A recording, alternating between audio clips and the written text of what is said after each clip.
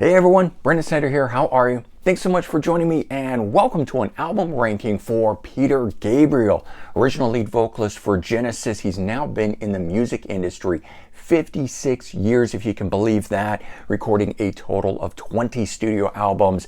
That's if you add in the Genesis work, the soundtracks, and of course the solo albums, for which there are 10 of, including his latest one, I.O., that just dropped on December 1st of 2023. Join me as I count down all 10 of his studio albums. But before we get to that, if you are new to my channel and haven't already hit the subscribe button, please do. Also leave a comment, hit like, all those things do help. And of course, if you turn on notifications, you're going to stay up to date on really cool videos just like this with an album ranking for none other than Peter Gabriel. All right, so let's kick things off. As I said, 10 studio albums. So we'll dive right into this here. First one up, Scratch My Back from 2010. 8th studio album produced by Bob Ezrin. He's worked with Pink Floyd, Kiss, Deep Purple. But he also produced Peter Gabriel's debut album from 1977. And it's nice to see that he was making a return for this album here. Now, the other thing being is just that Bob Ezrin's style is sort of an over-the-top thing. Because if we think about Kiss and Destroyer, or we think about Pink Floyd, Momentary Lapse of Reason, or you just think about a number of different albums that Bob Ezrin has done, that's sort of his thing. So actually working on this album here made a lot of sense because it features cover versions of other artists arranged for orchestra and voice. So again, not your typical Peter Gabriel album. This one here conceived as a sort of song exchange project where Gabriel would cover an artist's song in turn where they would cover one of his. Unfortunately, they didn't release the albums together. They came out separately. I know down the road, I think there was a 2 CD version of it, but at the time, the releases were separate. I think it would have had a greater effect if they had been together. Artists covered on the album, though, David Bowie, Talking Heads, Neil Young, a lot of different great artists.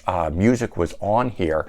And while I do find the album very interesting and it's sort of a nice stopgap release, it just really wasn't what I was looking for in terms of a Peter Gabriel album, meaning he has a sound, and I did not find that to be the case on here because he was covering other artists. And Peter Gabriel, as a writer and creator of music, is the interesting factor to me. So to have him not doing the writing wasn't really something that I was all that interested in the end of the day. All right, next up, number 9, New Blood from 2011, 9th studio album. This one here, continuing the use of orchestra and voice. And of course, from the last album that we just talked about, Scratch My Back in 2010. So nice that only a year apart. I mean, that doesn't really happen with Peter Gabriel often. But in this particular case, he rearranged his own songs for orchestra and voice, not like the cover songs. Thereby, I actually found this to be, newer and fresher and more interesting than the previous release. Slightly better overall in terms of it because, of course, it's Peter Gabriel's music. But the album's sparse nature, the fact that it was orchestra and voice, interesting, but I really have to be in the right mood for it. So I don't return too often to this particular album, and it's kind of the thing that the idea or the concept, I think, was more interesting to me than it actually turned out to be. This version here, which I happen to have, is also a 2 CD deluxe edition. So the second disc that's in here actually has no voice on it. It's just instrumental recordings. And that's kind of cool because it's a bit like having a classical album of Peter Gabriel songs. And in a way, I actually kind of like that maybe a bit more than the album as a whole. All right, moving on to number 8, Up from 2002, 7th studio album. Started 7 years prior in 1995, which incidentally is actually the same time that he started his latest album, I.O., which we'll talk about a little bit more later when I get to that one. Up was the first new album for the new millennium.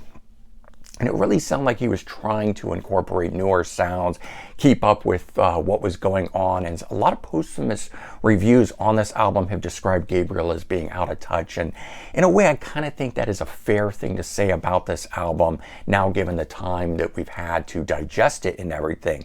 So while at the time when it first came out, I really enjoyed it. It had been a decade since the previous album, Us. And you know, at that time, the sound of the era was drum loop samples, things of that nature, and he was certainly bringing it in here. I now feel that the album is very dated sounding, and so when I pop it on, because I wasn't all that into that style of music, I don't really want to go back to it that much, and I don't think that he needed it. He had so much other interesting ways to create soundscapes and things that I don't think he needed to bring in those more modern touches.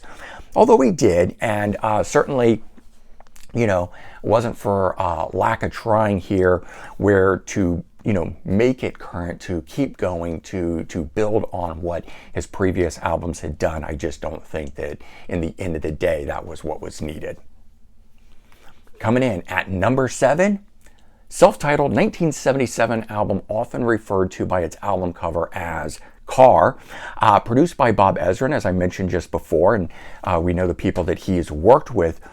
What fascinates me about this album here is that the musicians who are on it, we got Robert Fripp on guitar from King Crimson, Tony Levin on bass, fellow King Crimson member there, Steve Hunter on guitar, who's worked with Lou Reed, Alice Cooper, and then Dick Wagner on guitar, also working with Alice Cooper. Of course, you can see that connection to Bob Ezrin. A lot of these guys Bob Ezrin has also worked with.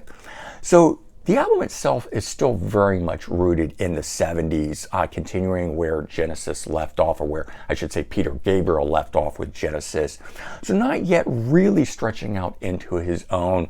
For me at least, it's later albums and things where I believe they found what I call the Peter Gabriel sound, and certainly what I'm most interested in.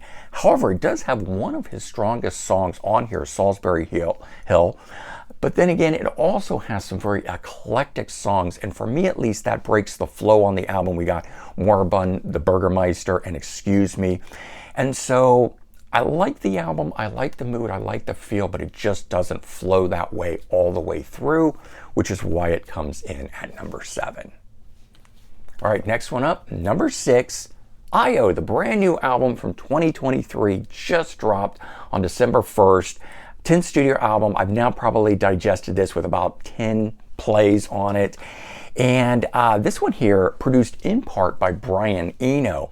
So he's worked with Genesis, Bowie, U2, Talking Heads, making for a great fit for this album. One of the reasons I think it is as good as it is, of course, it all could just be Peter Gabriel, but I mean, the soundscapes and things on this are really interesting. We had to wait 21 years between Up and this album here, and I have to say, when I first listened to it, it didn't connect with me, and I really had to sort of shake off the 21 years of anticipation of what it should be versus what it actually is. And it only took a couple extra listens to get to that point. Then I really found that the album sounded fresh and new, but at the same time retaining a lot of the elements that I believe have come to define what Peter Gabriel's sound is. So it gives it a classic feel. So while it felt fresh and new, I also felt the classic elements of it, and so it's like a throwback album, but at the same time having a new sound to it. There was nothing really on the album that I said, oh, that's a rip-off of this, or oh, that is entirely so different, I've never heard it and it doesn't sound like Peter Gabriel. It all found its own little living space in there. Some of my favorite tracks on this album was the first single, Panopticon. Still really like that one. The fourth song on the album and title track, I.O., jumped out at me immediately. Road to Joy is a song that has that feel of some of his bigger hits like Sledgehammer and Big Time and Shock the Monkey, and it's that sort of a poppier sound.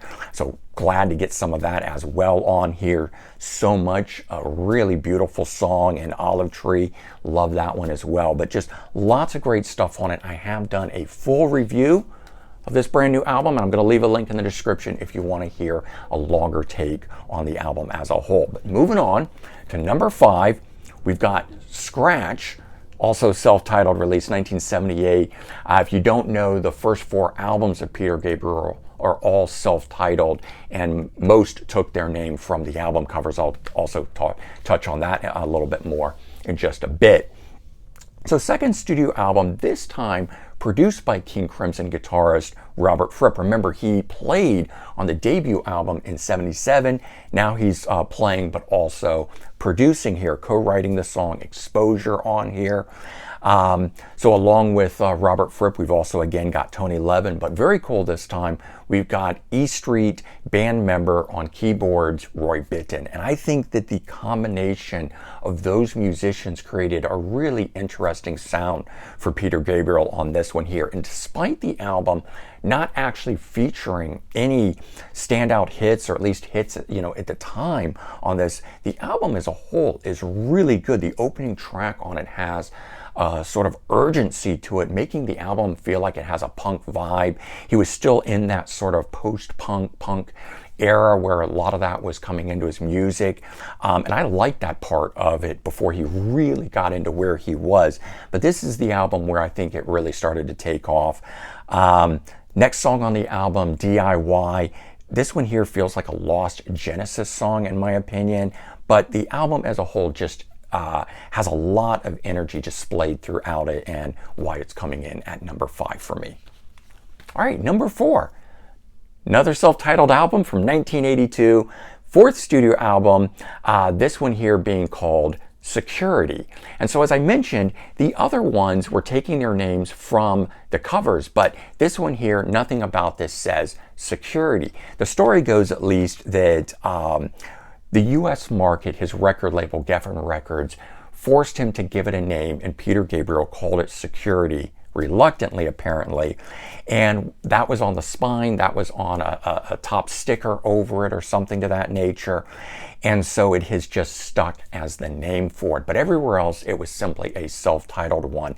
I'm kind of interested as to why it didn't take on a different name in all the other countries outside of the US, whatever this figure, character, or masked crusader is. Could have been its title, could have simply been, I guess, called Mask, but it is actually called Security. Produced by David Lord, who's worked with Tears for Fears and The Pretenders. Part of the reason I've been giving you the producers on here is to try to help you understand the sounds that are on the album and where they might have in part generated from, with Peter Gabriel's input, of course, as he's co-producing all of these here. So he really expands on that post-punk sound that he's got. He's definitely getting into the world music influences a lot more on this one here, to a far greater degree than he had on any previous album. The opening track, the rhythm of the heat, that one there, I think speaks volumes for where the album, or where he was going at the time. Does feature his first top 40 hit on it for the US market, at least, Shock the Monkey. I've always liked that. That was a real standout, different style track than he had done anything like that. As a whole, though, the album wasn't immediately accessible, at least at the time, based on the 3 previous albums. If you were into those, this one here was quite a departure from it, but definitely added more depth. And this is where, as I said, I think Peter Gabriel was really starting to get that trademark sound on here. And whereas the 3, this one here may not have been immediately accessible at the time, I think in retrospect, it has grown to take a higher place within the overall catalog based on what Peter Gabriel grew into. Okay, coming in at number 3, another self-titled release. This one is Melt from 1980, and again, taking its title from the actual album cover here. Produced by Steve Lillywhite, who's worked with the Talking Heads and U2. You can see a trend going on here with who his producers were and who they worked with. So this one here definitely builds on the experimental sounds that he had been starting on the previous album, like Scratch. He's adding in the post-punk, the new wave, the art rock is really starting to come into play here. For me, this is where his initial sound is starting to really meld perfectly before it moves into the next album, Security. I think as an artist, the growth that he was doing within that time frame was amazing to watch across each album. No one album left the other one in the dust, meaning they all slowly moved on. And if you moved with them, you were enjoying all of that. And I always thought was a pretty cool effect about his albums. The album itself still has a sense of chaos and a punk feel to it, which is one of the things that I liked about this album here. Definitely the more expansive and experimental elements that are within this. The album itself did manage to have several breakout tracks at the time, which in retrospect in recent years have kind of, in my opinion, become hits, but they weren't really hits at the time. They didn't chart very high. He didn't have any chart hits in the US. I think he had some in the UK. But songs like Games Without Frontiers, which actually has background vocals from Kate Bush on it, and a personal favorite of mine, I Don't Remember, which is probably the reason why I like this album so much, really have made this album here stand out above the other ones in retrospect now. And I think that's an interesting thing where an artist can actually grow through time, giving earlier albums a different ranking or popularity than they may have had when they were first released. Coming in at number 2, Us, from 1992, 6th studio album produced by Daniel Lanois, who's worked with U2 probably most famously. He also worked on So, which came out in 1986, so thereby ensuing the continued success that he had at that time. The album Us would go on to sell 1 million, so certainly not as successful as the previous album, but still continuing lots of success. I do think most of the, quote, lack of success, only by comparison to So, is the fact that it took 6 years of release between 86 and 92. I think the album is equally as good, just coming out during a different time in the music industry. Biggest single on this was the second song, Steam. It was a top 40 hit on the Billboard Hot 100 in the US.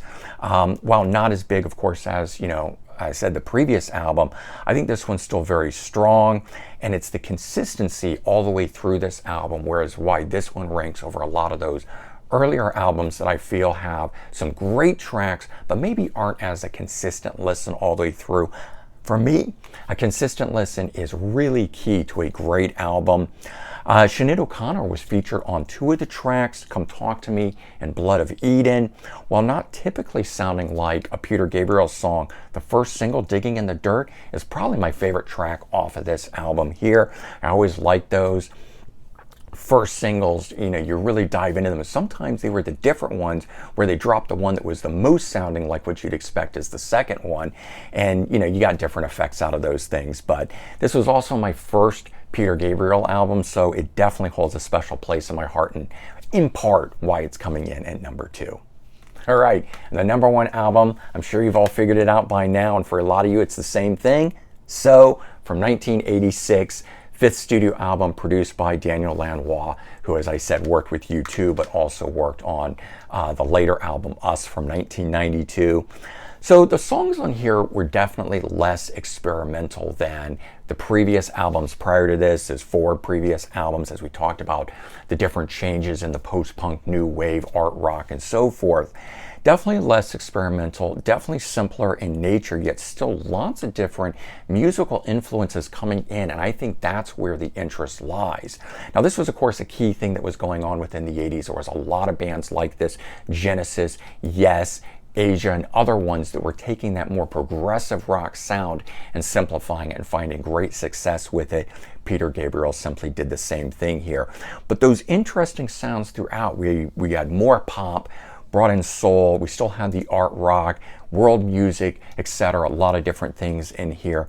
And so despite the album's differences from his previous albums, it became his biggest album, sending him off into the stratosphere, certainly in part to his number 1 Billboard Hot 100 hit in the US, Sledgehammer, and of course the iconic music video that went with it, the stop motion and everything that I think equally sent that song to where it was. I think the song is a great song, but I think without that music video, it probably would not have been a number 1 hit, probably would not have made the album what it is, and probably would not have Peter Gabriel seared in all of our minds. Because honestly, if you stop and think about Peter Gabriel, what is the first thing that comes to mind? it's probably something out of the Sledgehammer video. For me, it's the train going around the head. I always think of that as first thing I think of Peter Gabriel. It is that stop motion animation of the train going around his head from Sledgehammer. All right, anyway, the album would go on to sell 5 million copies, as I said, its biggest album. Whole album is amazing from start to finish. So beyond just the big hit that was on here, we also had some other really killer tracks. Red Rain, Don't Give Up, Big Time was another hit off of here, and a personal all-time favorite, great song for me, In Your Eyes. Literally one of my all-time favorite songs. That, of course, comes from the John Cusack movie, Say Anything. I knew it from there long before I knew it from Peter Gabriel. And that song alone would probably have made this album #1 for me. But of course, the album as a whole is so good from start to finish that is why this album, in my opinion, is his best one. All right, so there you go. That is my Peter Gabriel album ranking. I hope you guys liked this, covering all 10 albums, including his latest album, I.O. It's my favorite time to do album rankings after an artist drops a brand new album, because I always go back and digest all the albums again, because I get excited. I want to compare it to the new album, and I always find that is a great time to do these. So let me know your thoughts. Let me know what is your #1 or your favorite new album from Peter, or not new, Peter Gabriel album, but also let me know where you think the new album fits within the ranking. I'd be curious to get your take on that. All right, everyone, have a good one. Take care, and I'll talk to you real soon. Bye-bye.